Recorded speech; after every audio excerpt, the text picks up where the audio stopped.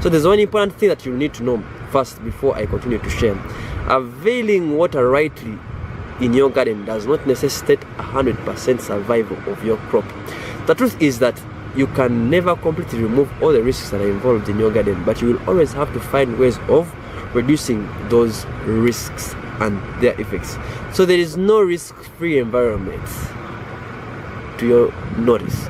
If you ever sort the water issue, other issues will come rising up. You also need to solve the issues of skill gaps, sufficient funds to buy other inputs. So there are very many things that keep coming up in your gardening that you'll need to solve. So you'll constantly be dealing with different issues in your garden that to make sure you get the desired harvest. So on average, even after doing every other thing right, you should always expect at least a 70% survival of the crops in your garden. Of course, your aim should be to produce way above the average for you to realize the intended returns. But when you solve the water issue, you solve a lot of these other problems that are involved in your garden.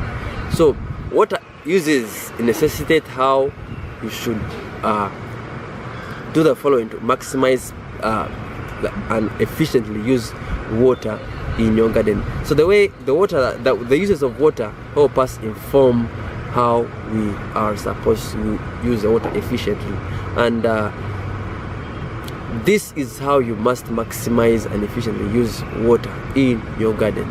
Number one, make sure you have a water source in your garden.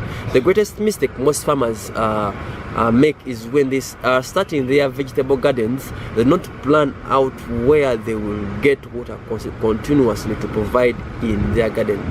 So they don't put funds aside to cater for these needs in their garden. So when the scorching sun arises, usually they start to panic looking for a nearby water source.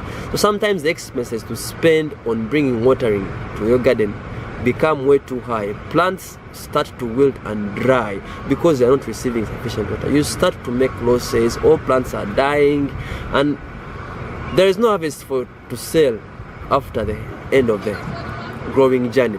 So you have wasted your time. First of all, you have wasted your energy, you have wasted your resources.